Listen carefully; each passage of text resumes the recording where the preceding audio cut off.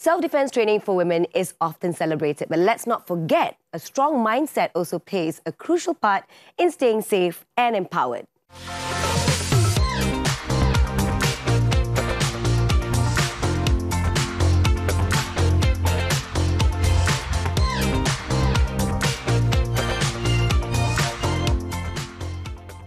Hello, ladies and gentlemen. Welcome to another episode of Women Talk, where we bring you empowering conversations tailored for Malaysian women.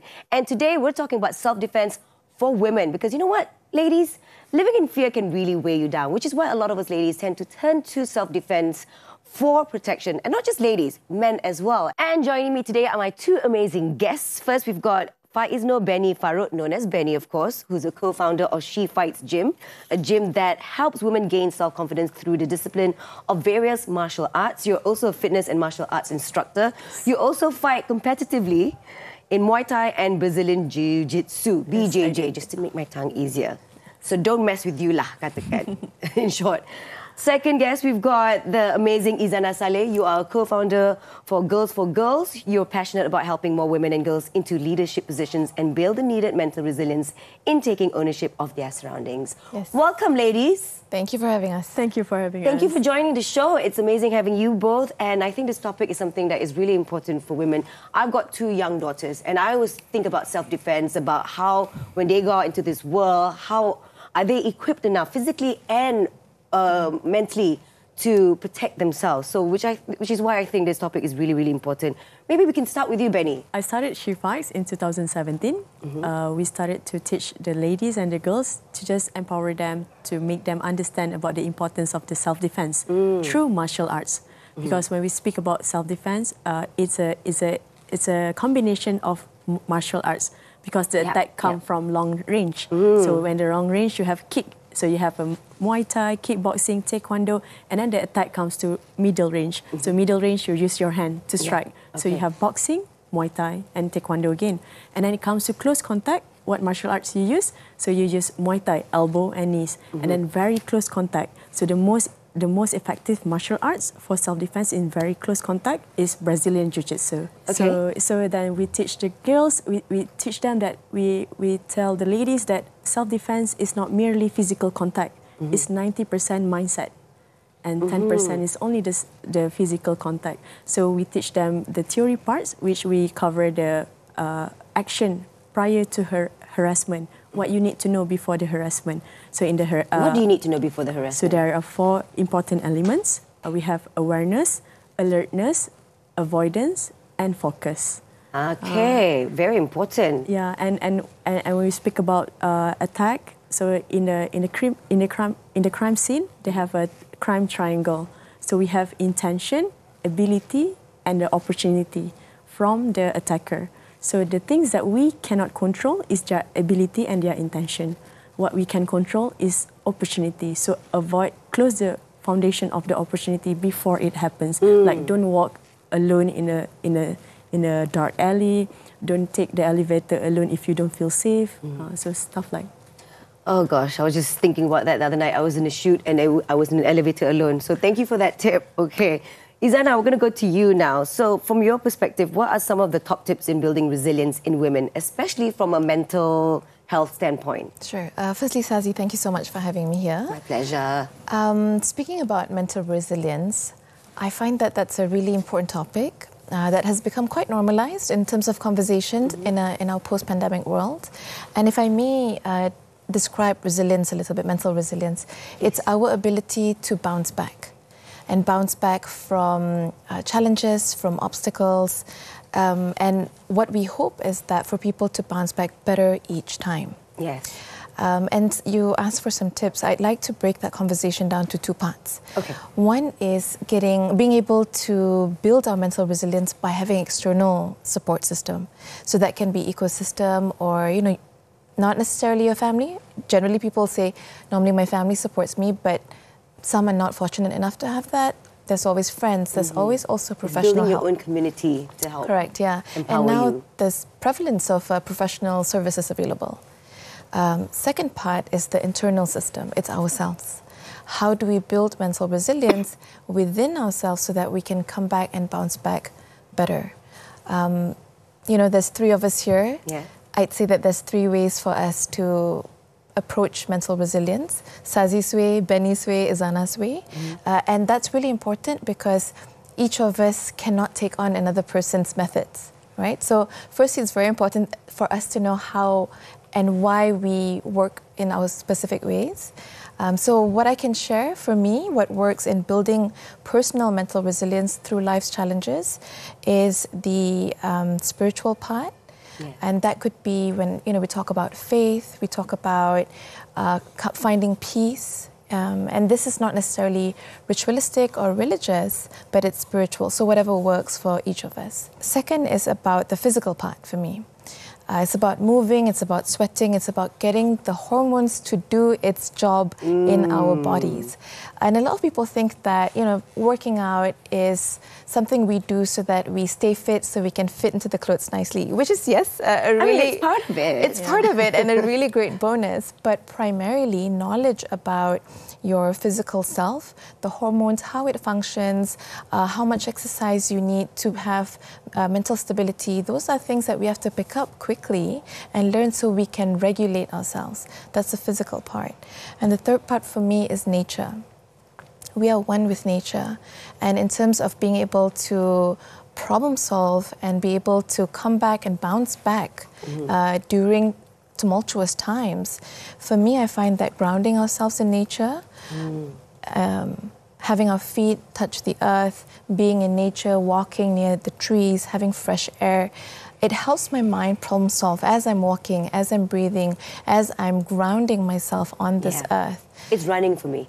It's running for you, Going exactly. for a run, that's when I have my mental clarity. Yeah. And you're right, everybody have their own ways. Exactly. Yes. Yeah. So two parts. One is that external, being able to reach out for help through someone else. And why is that important? In case we're drowning, we feel like we're sinking and drowning through turbulent times. You have to know when is it, okay, this is the time for me to reach out my hand and say, hey, I need help.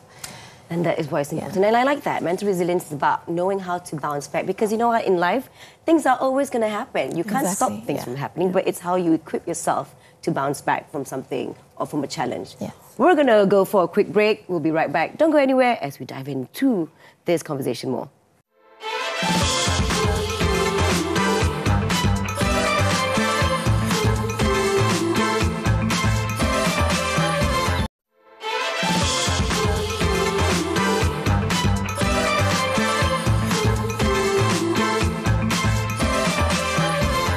Welcome back to Women Talk, where we're talking about self-defense. And I still have my two amazing guests, Benny and Izana. So, Izana, you created Girls for Girls, right? And could you tell us, you know, the story behind creating or co-founding Girls for Girls and what are the objectives? Sure, I'd love to. Thank you so much. Like Benny, we set up Girls for Girls in the year 2017. And it's not just myself. I have 8 other co-founders, and if you spread us around, we cover the entire globe, literally Malaysia, Uzbekistan, Uganda, Oman, Mexico, India, China, US, and Iceland. That's 9. And in fact, yes, there's 9 of us co-founders. In fact, our co-founder from Iceland is now walking the talk, and she's running for president of Iceland. So that's the kind of walking of talk that we hope from our graduates as well. So I wonder how you guys got together in the first place. So we actually met in the US. We were all living there during our postgraduate studies, and this was in Boston, in Cambridge. And actually, this conversation started in 2016. If you remember, 2016 was the election year between Trump and Clinton. And of course, you know, very excited, being a foreigner, being able to participate in, you know, democratic process. But obviously, when President Trump won, there was a very tense moment within the ladies in the group, and we sat down and we said, wow, if Clinton, who has the entire package of pedigree, education, network, funding, could not make it to the highest position, what about the rest of us mere mortals just to climb our respective ladders? Because we have that mindset, we were trained in thinking about what can we do for the people in our country as opposed to what the country can do for us. So the girls, all 9 of us, sat down over a cup of coffee and said, what can we do? And so we spoke to our professors at Harvard Kennedy School, and they agreed to build syllabus and a module, many modules with us. And that's the birth of Girls for Girls. And what we do is that we focus on helping young women and girls find the courage, vision, skills, and network to pursue their fullest leadership potential. And obviously it applies to our Malaysian women. What do you think are some of the gaps that Malaysia has and that we can improve on just for women? There's so many that comes to mind. Firstly, of course, because this is the area that we work in, it's about representation and leadership. Yeah. Malaysia ranks not so well in the World Economic Forum Gender Gap Report. In fact, we're always at the bottom 10-15% when we're ranked with other countries. And a lot of this, we are really great when it comes to educational attainment, which means that women are doing amazingly well in tertiary education. Maksudnya, banyak women graduating from uni, whether it's postgrad and whatnot. However, as time goes on, that does not translate into getting women into the leadership position. Especially where Malaysia is extremely weak is in our political representation. And we can see that. When we think of Malaysian leaders, if I ask you to think today, think of a Malaysian Prime Minister. Obviously, you're going to think of men. But also if I say think because of they were all men. Think of the future Malaysia Prime Minister. More often than not, you're going to also think of a man. Because role modeling is a concept that's extremely important. If you can see it, you can be it. That's why we are very big on getting as many women as possible out there so that they can role model for the younger generation. For your daughters, the next generation, when they see such role modeling out there, my hope is that they will be thinking so big about what they can contribute into this world. I believe it has started because the other day, because you know what, the new school just started and then they were going through AJK. So pengerusi, naik pengerusi and all that. One of my daughters came back home and I think it was for a club that she joined. She was like, why pengerusi has to be a guy? Why does it have to be a guy? Why does the woman get to be naik pengerusi? It could be, the pengerusi could be a guy and a girl, right, Mummy? And I was like, I love that thinking. I love it too. Because when we were growing up, we just immediately thought pengerusi would be a man. Secretary will be? Perempuan, a girl. Of course, we're talking about self-defense and then it's about physical moves and everything, but it's also about mental, right? Could you perhaps tell me some of the stories of the people that attend your gym, you know, if they had any stories as to why they started wanting to learn about self-defense? Yeah, so we come from various backgrounds, a lot of them from working adults, mothers with kids, and then girls that also bounce back from being abused.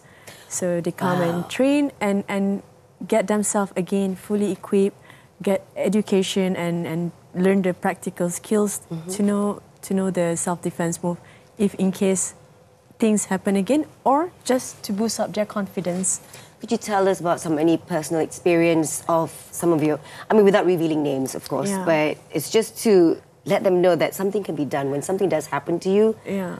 To our viewers, if something happens to you, there's something that you can do to bounce back. So you were sharing some stories just now, and I think it would be just wonderful to hear that. Yeah, so one of our girls, what happened is she was very busy, like was busy on the phone, walking back to the car at one of the mall. And in the car park? In the car park, yes, alone, and sit in the steering. So forgot to lock the door and someone sit on the passenger seat. Okay? So in this situation, so we teach them about the situational awareness. So again, we have to be aware of your surrounding, alert what's happening. Okay? So in this situational awareness, then it comes to risk. Okay? So you have to assess the risk. There are two types of risks that you can take during the harassment. Number one is the risk that you can afford to take. Number two is the risk that you cannot afford to take. So the risk that you can afford to take is to lose all your belongings. So give everything you have. Lose your belongings, not your life. Yes, correct. So the risk that you cannot afford to take is to lose your life. Right. So we always teach this. We always tell them. So now you understand the action before harassment. You know what to do. You know the alertness, awareness, focus, and avoidance. And then it comes when it happens. So when it happens, you have to first assess the risk. Yeah, in situations like this, you still have to have a critical Yes. thinking. Yes. So this one happens when you train. When you train a lot, so it will be your muscle memory. Yes. So you understand. That situational awareness is so important because everyone's on the phone now everywhere, right? Yeah, and we're not alert, so stay alert, ladies. But Yes. we're gonna go for a quick break again. We'll be right back. Don't go anywhere.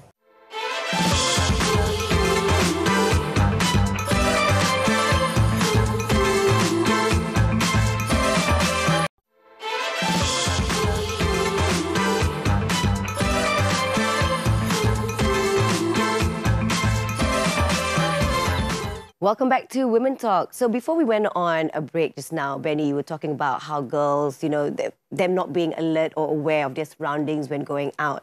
Do you think that young girls nowadays are more informed of the red flags? They even don't know what is the difference between alertness and awareness. Can you guys spot the difference between awareness and alertness? Is being able to respond quickly. Aware is knowing the surroundings. Is that? Yes, that is Okay, true. all That right. is on point. Okay, so Yes. Thank you, Cikgu. respond quickly. That word respond quickly is a time element.